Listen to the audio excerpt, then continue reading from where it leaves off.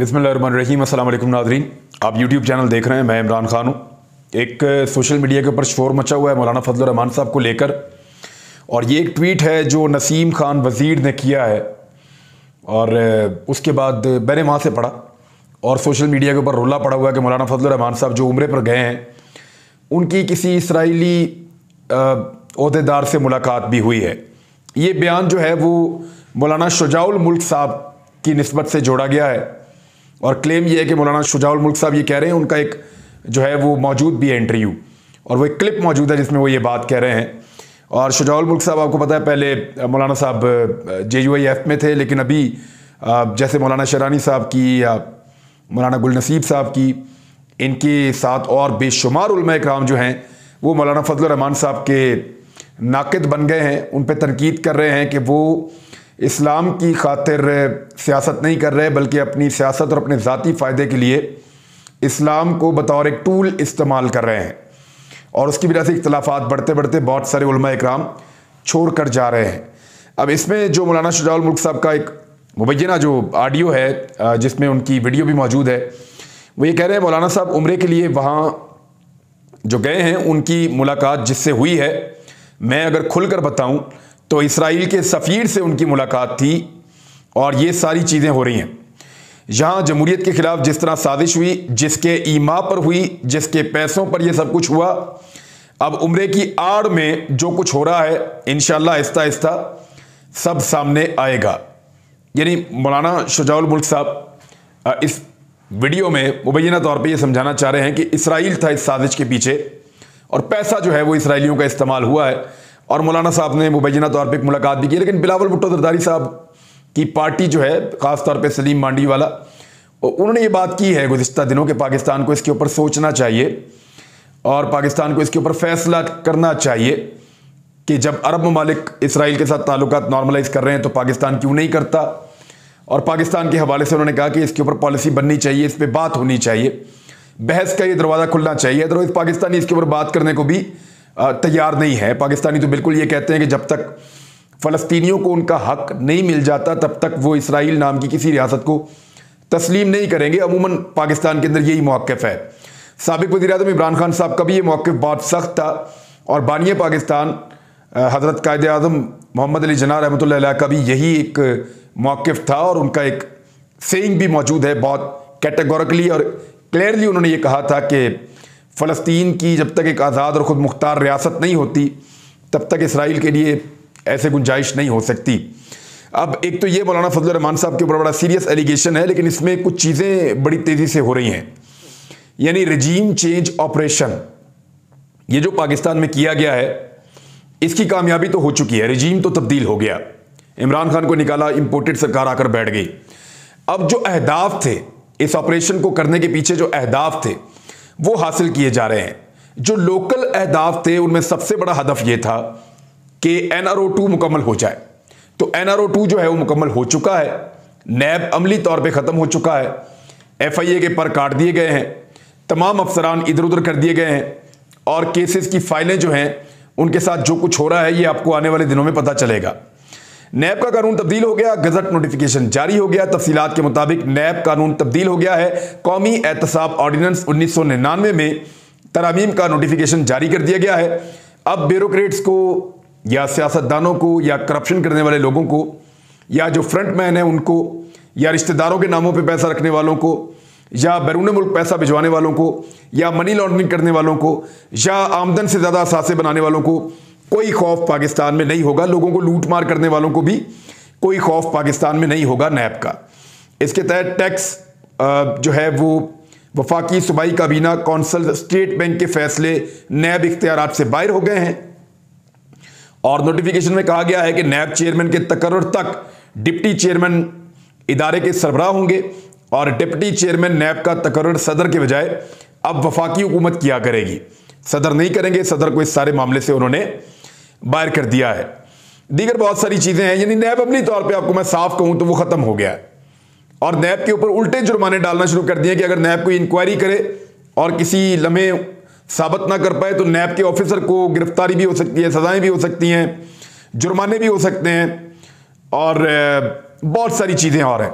कम से कम 100 बंदे शिकायत करें, जाकर खड़े होकर लगाएं, तो तब नैब कार्रवाई करेगी, वरना कार्रवाई नहीं करेगी।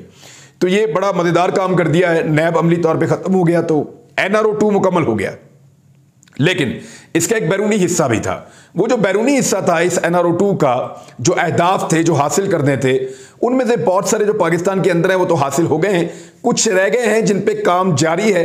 और पाकिस्तान तहरीके इंसाफ की जो काबीना थी साबका, उसके लोगों ने, असद उमर ने, शीरी मज़ारी ने, फवाद चौधरी ने, इमरान खान साहब ने और बाकी लोगों ने इसके ऊपर बात करना शुरू कर दी है। जिन चीज़ों पर वो बात कर रहे हैं, एक तो अमेरिका को अड्डे फराहम करने के हवाले से मुबैना तौर पर बहुत तेज़ी से काम हो रहा है, फिजाई रास्ता, अड्डे वड्डे, ये वो इनके ऊपर। भारत और इसराइल से ताल्लुकात मामूल पर लाने और फाटा इंजमाम को बदलने के हवाले से तहफ़्फ़ुज़ात का इजहार साबिका जो हुकूमत थी वो कर रहे हैं। उनका ये कहना कि भारत और इसराइल के साथ ताल्लुकात मामूल पर लाए जाएंगे, कश्मीरियों और फ़लस्तीनियों के हुकूक को पसे पुश्त डालते हुए। जबकि फाटा इंजमाम का जो मामला इमरान खान साहब ने किया था, एक बहुत पुराना अटका हुआ काम था, वहाँ के लोगों की बड़ी ख्वाहिश थी, उसको रिवर्स करने के लिए एक टारगेट दिया गया है। तो ये भी हो सकता है, जबकि एनआरओ 2 मुकम्मल हो चुका है। एक तो ये चीज़ आगे की तरफ जैसे जैसे बढ़ रही है, वैसे वैसे क्लैरिटी आती जा रही है कि एक्चुअली ये सब कुछ हुआ क्यों, किया क्यों गया और इसके पीछे मकासद क्या थे। महंगाई के खिलाफ तो ये बिल्कुल नहीं था। अगर ये महंगाई के खिलाफ होता तो आज महंगाई पाकिस्तान में उतनी ना होती जितनी इस वक्त है। यानी महंगाई की एक मिसाल मैं आपको दे देता हूं। यूटिलिटी स्टोर पर दालों की कीमतें बढ़ा दी गई हैं। दालें वो चीजें हैं जो आम आदमी खा लेता है, और यूटिलिटी स्टोर पे ये पहले ही बहुत सस्ती होती हैं, बाहर तो पहले ही बहुत महंगी है। तो वहां पे जो कीमतें बढ़ी हैं अभी, जरा वो भी आप सुन लें। अगले हफ्ते का फिगर आने दें, महंगाई 30% से ऊपर जाएगी। जो चने की दाल है वो 28 रुपए उसमें इजाफा कर दिया गया यकमुश्त, 1 किलो के पीछे 190 रुपए पे पहुंच गई। जो सफेद चने हैं वो 300 रुपए पे पहुंचा दिए, 87 रुपए का इजाफा हुआ। जो दाल मसूर है उसको 270 रुपए पे पहुंचा दिया, यानी 55 रुपए का इजाफा हुआ। तो इस तरीके से कीमतें बढ़ाई जा रही हैं। मैं आपको एक चीज और दिखाता हूं। जावेद चौधरी साहब से मंसूब ये सामने एक छोटा सा पैराग्राफ है, मैं आपको पढ़ के सुना देता हूं। और उन्होंने बहुत क्लियरली हर चीज को बिल्कुल साफ और शफाफ कर दिया है। उन्होंने कहा कि हुकूमत ने इमरान खान को सच्चा साबित कर दिया। आपने अपनी हमाकत से इमरान खान को भी सच्चा साबित कर दिया। ये 8 साल से कह रहे थे ये लोग एनआरओ लेना चाहते हैं, और आपके एक फैसले ने यह साबित कर दिया कि यह शख्स ठीक कह रहा था।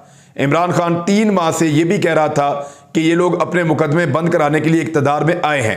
आपने ये तरामीम करके इस इशू पर भी इमरान खान को सच्चा साबित कर दिया है। मौजूदा हुकूमत और उनके दानिश्वरों की तरफ से अजीबोगरीब बातें भी की जा रही हैं कि क्या हर्ज है।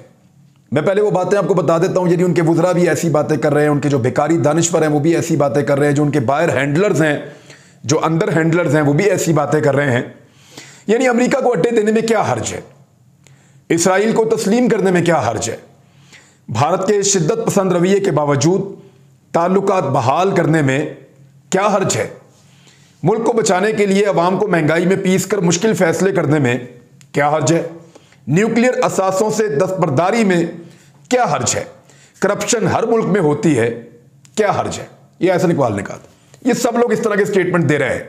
तो कुछ स्टेटमेंट पब्लिक की तरफ से भी हैं कि करप्शन पर जेलों में अगर आपको डाल दिया जाए तो क्या हर्ज है, सजाए मौत अगर दे दी जाए करप्शन पे पाकिस्तान में भी तो क्या हर्ज है, सारे असासे जो लूट मार करके बनाए हैं वो रिकवर कर लिए जाएं तो क्या हर्ज है, अपने पैरों पे अपने मुल्क को खड़ा कर दिया जाए तो क्या हर्ज है, आज़ाद और खुदमुख्तार जिंदगी पाकिस्तानी गुजारें तो क्या हर्ज है, अवामी ख्वाहिशात और मुतालबे पर फौरी पाकिस्तान में इलेक्शन करवा दिए जाएं तो क्या हर्ज है, पाकिस्तान तरीके इंसाफ के लोटों को नाअहल कर दिया जाए तो क्या हर्ज है, रिजीम चेंज ऑपरेशन के तमाम किरदारों को सामने लाया जाए, कटहरे में खड़ा किया जाए तो क्या हर्ज है, सुप्रीम कोर्ट में मुरासला पड़ा हुआ है उस पर एक कमीशन बना दिया जाए तो क्या हर्ज है, रूस से सस्ता तेल लेने में क्या हर्ज है, अवाम को रिलीफ देने में क्या हर्ज है, सरकारी अखराजात को कम करने में क्या हर्ज है। कोई हर्ज नहीं है। कभी इस तरफ भी सोचें, लेकिन इस तरफ ये कभी नहीं आएंगे। मुल्क का बेड़ा गर्क तो एक तरफ ये लोग कर ही रहे हैं, दूसरा अगर कोई उम्मीद की किरण बाकी है तो उसको भी बुझाने के लिए सब जोर लगा रहे हैं। यानी पाकिस्तान तहरीके इंसाफ के 20 लोटे गए थे और वो लुटे अपने इलाकों में बाहर निकलने के काबिल नहीं है। लेकिन ना सिर्फ उनको बाहर जबरदस्ती बदमाशी के साथ निकाला जा रहा है, बल्कि अवामी ख्वाहिशात के ऐन खिलाफ उनको इलेक्शन जितवाने की भी तैयारी की जा रही है। 16 पॉलिटिकल पार्टीज, उनके साथ पुलिस, उनके साथ गुंडागर्द अनासर, उनके साथ जो है वो एस्टेब्लिशमेंट, साथ उनके ब्यूरोक्रेसी, सूबाई हुकूमत पंजाब की, वफाकी हुकूमत, इलेक्शन कमीशन, ये सब अनासर एक तरफ हैं और एक तरफ पाकिस्तान तहरीक इंसाफ का उम्मीदवार है। तो ये तो फ्री एंड फेयर इलेक्शन नहीं है। तो अगर फेयर एंड फ्री इलेक्शन करवा दिया जाए तो क्या हर्ज है। लेकिन ये टास्क दे दिया गया है और बाकायदा एक बड़ा ऑपरेशन किया जा रहा है पंजाब में कि 13 से 14 सीटें हर हाल में हमजा शहबाज को जितवानी है और पाकिस्तान तहरीक इंसाफ की अक्सरियत को अकलियत साबित करना है, ताकि हमजा शहबाज ज्यादा देर तक पंजाब हुकूमत चला सके और शहबाज शरीफ की ताकत में इजाफा हो। अब ये न्यूट्रल्स जो हैं वो न्यूट्रल नहीं है इस सारे मामले के अंदर, मैं आपको क्लियरली कह रहा हूं और आपको आने वाले दिन में नजर आएगा। और ये मैं नहीं कह रहा, खाली ये तमाम उम्मीदवार कह रहे हैं, वो ये दावा कर रहे हैं और वो हमें ये बता रहे हैं और उनकी पार्टी भी ये कह रही है कि न्यूट्रल इसमें न्यूट्रल नहीं है। उन्होंने बड़ा क्लियरली ये बात की है। अब यहां पाकिस्तान की इकोनॉमी के हवाले से दो बड़ी इंपॉर्टेंट खबरें हैं, लेकिन उससे पहले मैं आपको यह बताऊं कि शहबाज शरीफ ने यह वादा किया था कि अप्रैल से जो मजदूर की कम से कम उजरत है वो 25,000 रुपए हो जाएगी, तो वो नहीं हुई। इसके ऊपर भी यू टर्न ले लिया, नोटिफिकेशन वापस। यानी जो जो काम इन्होंने कहा वापस, हफ्ते में 6 दिन काम करेंगे, नोटिफिकेशन वापस। फलां की तनख्वाहें बढ़ा देंगे, नोटिफिकेशन वापस। मजदूर की उजरत बढ़ा देंगे, नोटिफिकेशन वापस। ये जो बजट पेश किया इंपोर्टेड सरकार ने, ये साबिक वजीर खजाना शौकत तरीन भी कह रहे हैं, जितने एक्सपर्ट हैं वो सारे ये कह रहे हैं कि एक्चुअली ये बजट सिर्फ इसलिए पेश किया कि बजट की तारीख आ गई थी। बजट का नामुकम्मल डॉक्यूमेंट था, उसके अंदर कुछ ऐसा नहीं था और ये बजट पूरा का पूरा तब्दील हो जाएगा। IMF के मुताबिक इस बजट को ढाला जाएगा और पब्लिक के ऊपर इतना ज्यादा बोझ आने वाला है कि लोगों की चीखें निकल जाएंगी। और वजह यह है कि अभी तकरीबन 30% पर महंगाई पहुंची हुई है और जिस किस्म के इकदाम अभी इन्होंने किए हैं हाल ही में, ये महंगाई 40% तक चली जाएगी और पाकिस्तान के नहीं, इस रीजन के सारे रिकॉर्ड टूट जाएंगे। एशिया की इस वक्त सबसे बदतरीन और नाकिस करेंसी जो है वो पाकिस्तान की बन चुकी है। यह इंपोर्टेड सरकार का लगाया हुआ एक तमगा है कि पाकिस्तान का जो रुपया है, जिसके ऊपर कायद-ए-आज़म मोहम्मद अली जिन्ना की तस्वीर है, उसको इस एशिया की सबसे बदतरीन करेंसी इन्होंने बनाकर रख दिया है। एक और बहुत बुरी खबर है जो असद उमर साहब ने बताई है और यह मैं आपको बता देता हूं कि $748 मिलियन का मजीद ड्रॉप आया है इस हफ्ते में पाकिस्तान के रिजर्व्स के अंदर।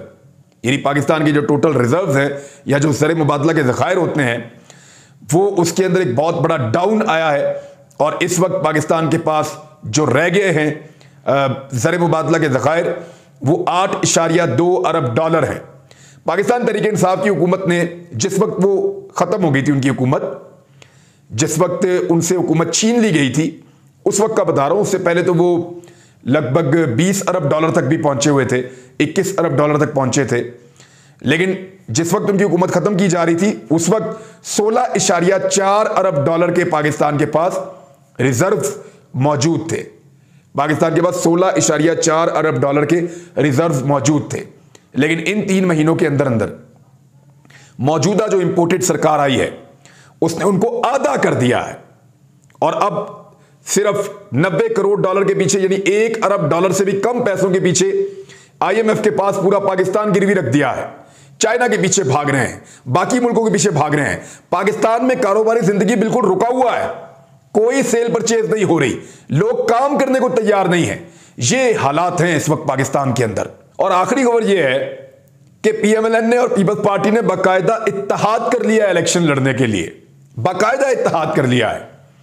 यानी अब कभी भी PMLN आपको यह कहे कि जरदारी चोर है और इमरान खान जरदारी के साथ मिला, तो आप कभी ना मानिएगा, क्योंकि इमरान खान ने कभी भी इलेक्टोरल अलायंस नहीं किया पीपल्स पार्टी के साथ। लेकिन मुस्लिम लीग नून ने ना सिर्फ पीपल्स पार्टी को अपने सर पे बिठाया, बल्कि आसिफ अली जरदारी के साथ इलेक्टोरल अलायंस कर लिया है, जिसके ऊपर फवाद चौधरी साहब ने एक बड़ा दिलचस्प मुतालबा कर दिया लेटर लिखकर इलेक्शन कमीशन ऑफ पाकिस्तान से। और उसमें उन्होंने कहा कि पंजाब में नून लीग और पीपल्स पार्टी इत्तेहाद ने PTI के लोटों को इलेक्शन लड़ाने के लिए आपस में इत्तेहाद कर लिया है। ज़रूरत है कि नए इत्तेहाद को मुश्तरका इंतखाबी निशान लोटे की सूरत में जारी कर दिया जाए, ताकि अवाम को वाज़े हो कि वो किसको वोट डाल रहे हैं। और ये दोनों का मुश्तरका उम्मीदवार है, पाकिस्तान तहरीक इंसाफ का लोटा है, लिहाजा इसको लोटे का इंतखाबी निशान दिया जाए जिसके ऊपर जाकर ये इलेक्शन लड़े। वैसे इलेक्शन कमीशन इसके ऊपर सीरियसली गौर कर सकता है, बड़ा तफसीली उनको लेटर लिखा है फवाद चौधरी साहब ने। अगर इलेक्शन कमीशन ये करता है तो पाकिस्तान की तारीख में एक ज़बरदस्त काम वो करेगा। और आइंदा लोटा क्रेसी यानी लोटा क्रेसी को रोकने के लिए या लोटा बनने से रोकने के लिए इलेक्शन कमीशन अगर कोई शानदार काम कर सकता है तो ये उसूल बना ले कि जो भी लोटा होगा और उसको डीसीट किया जाएगा तो आइंदा उसको इंतखाबी निशान लोटा मिलेगा, चाहे वो जीते चाहे वो हारे। अब तक के लिए इतना ही। अपना ख्याल रखिएगा, अपने इस चैनल का भी। अल्लाह हाफिज़।